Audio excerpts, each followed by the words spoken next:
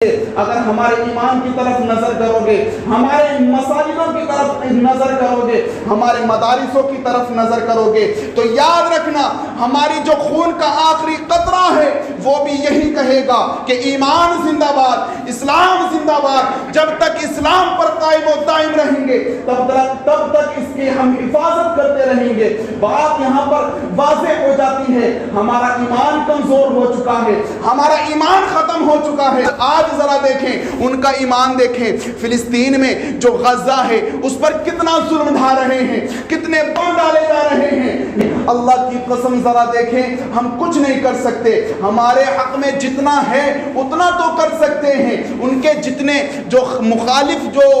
دیش ہے، مخالف جو ملک ہے جس کو اسرائیل بولتے ہیں، جو ظالم ہے، اب لوگ کہہ رہے ہیں ان میں جنگ ہو رہی ہے، یہ اسرائیل اور فلسطین میں جنگ ہو رہی ہے۔ نہیں میرے بھائی، اگر تم جنگ کا دستور جانتے ہیں، اگر جنگ کا قانون جانتے ہیں تو تمہیں یہ بات واضح ہو جاتی ہے یہ کوئی جنگ نہیں ہے بلکہ یہ ظلم ہے، کیونکہ جنگ کا یہ قانون رہتا ہے کہ اگر کسی سے ہم جنگ کریں تو اگلا سامنے والا تمہارے مقابل ہو، سامنے والا تمہارا جتنا تم پر ہتھیار ہیں اس پر بھی ہو، ایسا نہ ہو کہ سامنے والا نہتا ہو، سامنے والوں کے سامنے پتھر ہوں، ہاتھوں میں پتھر ہوں۔ یہی ہوا ہے، فلسطین کے ہاتھوں میں پتھر ہیں، فلسطین کے ہاتھ خالی ہیں، اور جو دوسرا ملک ہے، جو ظالم ملک ہے، جو اسرائیل ملک ہے، اس کے سامنے اس کے ہاتھوں میں کتنے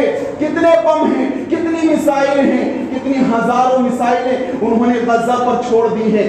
فلسطین کا کتنا ایک چھوٹا ٹکڑا ہے، تقریباً بتاتا ہوں 43 سے 44 کلومیٹر صرف اس کی لمبائی ہے، اتنا بڑا ہے، 43 سے 44 کلومیٹر اس کی لمبائی ہے اور چوڑائی 12 یا 13 کلومیٹر ہے، اتنا ہے، لیکن اس کے ایمان کو سلام، ان غزہ والوں کے لوگوں کی شہادت کو سلام۔ انہوں نے مسجد اقصی کو نہیں چھوڑا، اپنا باپ کو چھوڑ دیا، اپنی ماں کو چھوڑ دیا، اپنے بہن بیٹوں کے جتنے کی بھی شہادت ہوئی وہ خاموش رہ لیے، لیکن جب مسجد اقصی کی بات آئی، جب اس مسجد کو چھوڑنے کی بات آئی تو یہی نعرہ لگایا، اگر چھوٹے تو چھوٹے، یہ سارا جہاں چھوٹے لیکن یہ جو دی گئی مسجد ہے اس کا دامن نہیں چھوٹے گا۔ ارے بات کتنی ہے، بات صرف اتنی ہے، وہ مسجد ہی نہیں ہے، وہ مسجد ایسی مسجد ہے جس مسجد میں میرے نبی نے تمام انبیاء علیہ السلام کی امامت فرمائی، وہی مسجد ہے کہ جس کے ارد گرد میں جتنے بھی انبیاء علیہ السلام وہاں پر تدفین ہے، جس کے بارے میں میرا رب ارشاد فرماتا ہے مسجد الاقصی الذی بارکنا حولہ لنریہ، وہ مسجد اقصی جس کے ارد گرد میں انبیاء علیہ السلام کی برکتیں موجود ہیں۔ آج دیکھیں ذرا، ہمارے یہاں پر کسی ولی کی درگاہ ہو، کسی اللہ والے کے بزرگ، کسی اللہ کے بزرگ کی جو ہے درگاہ ہو، اس کی مزار ہو، تو ہم اس کو بڑا پوتر سمجھتے ہیں، ہم اس کی بڑی عزت و احترام کرتے ہیں، وہ مزار ہمارے لیے بڑی مقدر بن جاتی ہے، وہ ہمارے لیے بڑی مناسب بن جاتی ہے۔ لیکن اس مسجد اقصی کو دیکھیں، وہاں پر ایک ولی نہیں بلکہ ہزاروں انبیاء علیہ السلام اس مسجد کے ارد گرد موجود ہیں، ہزاروں انبیاء علیہ السلام اس مسجد کے ارد گرد تدفین ہیں۔ جو فلسطین ہے وہ تمام انبیاء علیہ السلام کا مدفن ہے، وہی جو فلسطین جنہوں نے اپنا ماں باپ چھوڑ دیے، اپنی بہن بیٹیاں سب چھوڑ دی، لیکن جب اسلام کی بات آئی انہوں نے یہی کہا کہ ہوتا اگر زمین پر سایہ رسول کا، پھر پاؤں امتی کہاں رکھتا رسول کا۔ یہی ان فلسطین والیوں کا نعرہ تھا کہ چھوٹے تو چھوٹے، یہ تمام جہان چھوٹے، لیکن اگر اسلام کی بات آئے، اگر ایمان کی بات آئے تو ہم ایمان کا سودا نہیں کر سکتے، ہم اسلام کا سودا نہیں کر سکتے۔ فلسطین اور غزہ کی کتنی وجہ ہے، کیا وجہ ہے، کیوں ان پر ظلم کر رہے ہیں؟ صرف وجہ اتنی ہے، وہ کلمہ پڑھتے ہیں، وہ اللہ کی وحدانیت کا حکم دیتے ہیں، وہ اللہ کے لیے عبادت کرتے ہیں، صرف ان کا یہی قصور ہے، اسی وجہ سے ان پر اتنے ظلم ہو رہے ہیں۔ اور یاد رکھیں، اگر ظلم پر ہم خاموش رہے تو ہمارا خاموش رہنا بھی ظالم کی حمایت کرنا ہے،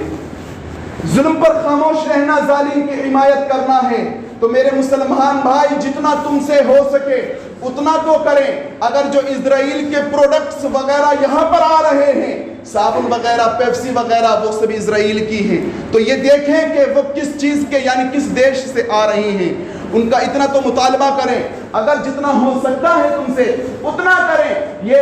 میں یہ نہیں کہتا کہ تم وہاں پر جہاد کے لیے پہنچ جاؤ، ہاں جہاد اب فرض بھی ہو چکا ہے، یہ بھی بات یاد رکھیں، ہر مسلمان پر جہاد فرض ہو چکا ہے۔ فلسطین کے ہر بچے کو بچانا ہر مسلمان پر فرض ہو چکا ہے۔ اگر وہاں پر ایک بھی موت ہو رہی ہے تو قسم خدا کی میدان محشر میں ہم مسلمانوں سے اس کا سوال ہوگا، ہم مسلمانوں سے اس کا کوشچن ہوگا کہ جب اس غزہ پر اتنا ظلم ہو رہا تھا، بتاؤ تم کیا کر رہے تھے، بتاؤ تم نے کیا ایکشن لیا تھا، تم نے کیا معاملہ کیا تھا ان کے ساتھ۔ تو ہم کیا جواب دیں گے کہ ہاں میرے مولا، جب ان پر ظلم ہو رہا تھا تو ہم ہاتھوں پہ ہاتھ رکھ کر ہم بیٹھے ہوئے تھے، ہم ہاتھ پر ہاتھ رکھ کر گھر میں چوڑیاں پہن کر بیٹھے ہوئے تھے۔ نہیں میرے بھائی، اگر تمہیں کچھ کرنا ہے تو ابھی کرے، کیونکہ حضرت ابراہیم علیہ السلام کو جب آگ میں ڈالا جا رہا تھا تو چند چڑیوں نے یہ مشورہ کیا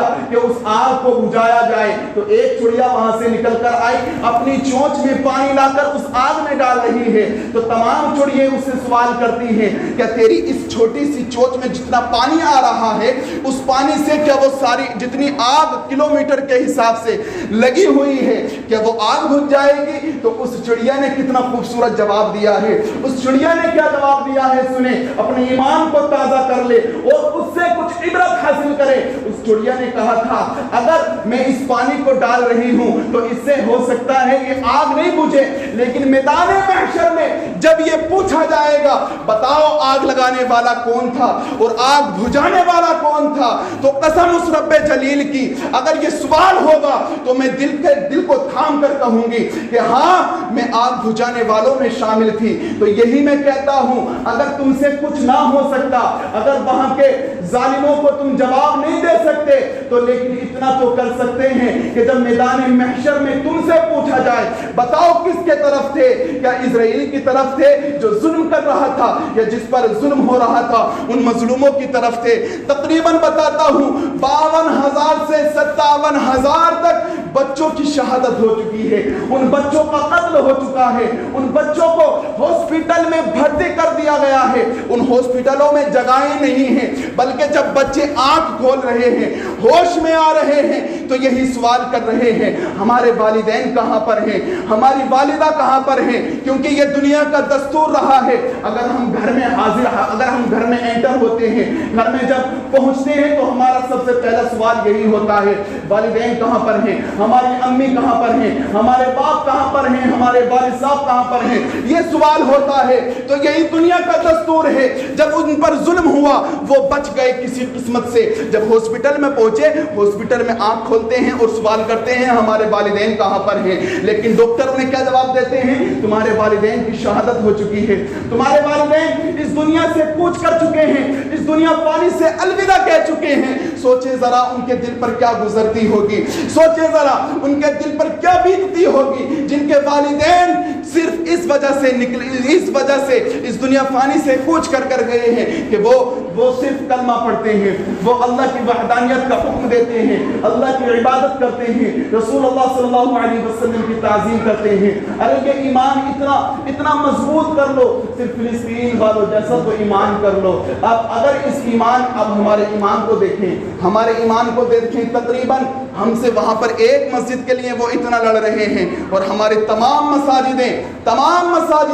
فنا ہو گئی ہیں، تمام مساجدوں کو جو ہے شہید کر دیا گیا ہے۔ میں اتراکھنڈ کی بات بتاتا چلوں، تقریباً 170 مدارس کو بند کر دیا گیا ہے، پچھلے ہفتے کی بات ہے، 170 مدارسوں کو بند کر دیا گیا ہے۔ سوچیں ہمارا ایمان کیا ہے اور ان کا ایمان کیا ہے۔ وہ صرف ایک مسجد کے لیے اتنے ظلم سہ رہے ہیں، اور ہمارے کچھ ظلم بھی نہیں ہوا ہے اتنا، صرف ان مدارس اور مساجدوں کی وجہ سے، اور وہاں پر ہمارے 170 مدارس بند ہو گئے ہیں، ان کو لوک کر دیا گیا ہے، اس وجہ سے کیونکہ اس میں دینی تعلیم دی جاتی ہے، اس وجہ سے اس میں اللہ کی وحدانیت کا حکم دیا جاتا ہے، اس وجہ سے کہ اس میں قرآن کریم کی تلاوت ہوتی ہے، اس میں سکھایا جاتا ہے قرآن کریم کیسے پڑھتے ہیں، لیکن میں دنیا کی غیرت مند جو شخص ہیں ان سے کہہ دینا چاہتا ہوں، ارے اٹھائیں وہ ویڈیو جو اس ظالم نے ویڈیو چھوڑا تھا کہ ان کے مدارسوں کو بم سے اڑا دیا جائے، اس طریقے کے کلمات تھے، اس طریقے کے ان کے الفاظ تھے، ان کے جو مدارس ہیں، جو مدرسے ہیں، ان سب کو اجاڑ دیا جائے، ان پر بم وسفوٹ کر دیا جائے۔ لیکن اگر یہی الفاظ کوئی مسلمان کہتا، یہی الفاظ کوئی مسلمان کی زبان سے ادا ہوتے تو اب تک وہ مسلمان فنا ہو گیا ہوتا۔ یہ بھی دنیا کا دستور اور ان کی سیاست ہے، لیکن وہاں سیاست کا معاملہ نہیں ہے، وہاں سیاست کا معاملہ نہیں ہے، وہاں دین کا معاملہ ہے۔ وہاں سے اگر ہمارا فلسطین سے اگر کا دل وابستہ ہے تو صرف اس وجہ سے کہ وہ کلمہ توحید پڑھتے ہیں، اس وجہ سے صرف ایمان کی بنیاد پر ہمارا دل وہاں سے وابستہ ہے، ہمارا ایمان دین کی وجہ سے ان سے وابستہ ہے۔ اور ہمارا ایمان دیکھیں کتنی غیرت کی بات ہے، کتنی غیرت کی بات ہے کہ ابھی رمضان المبارک میں کتنے لوگ جمع ہوا کرتے تھے، لیکن آج دیکھیں کیا ماحول ہو چکا ہے۔ مساجد میں سارے نمازی ختم ہو چکے ہیں، پتہ نہیں چلتا ہے کہ رمضان ختم ہوئے ہیں یا یہ مسلمان ختم ہوئے ہیں۔ اب رمضان ختم ہوتے ہی یہ مسلمان کا ایمان کمزور ہو گیا۔ اس لیے میرے بھائی اپنے ایمان کو پختہ کریں، اپنے ایمان کو پکا کریں، اپنا ایمان صحابی رسول جیسا کریں۔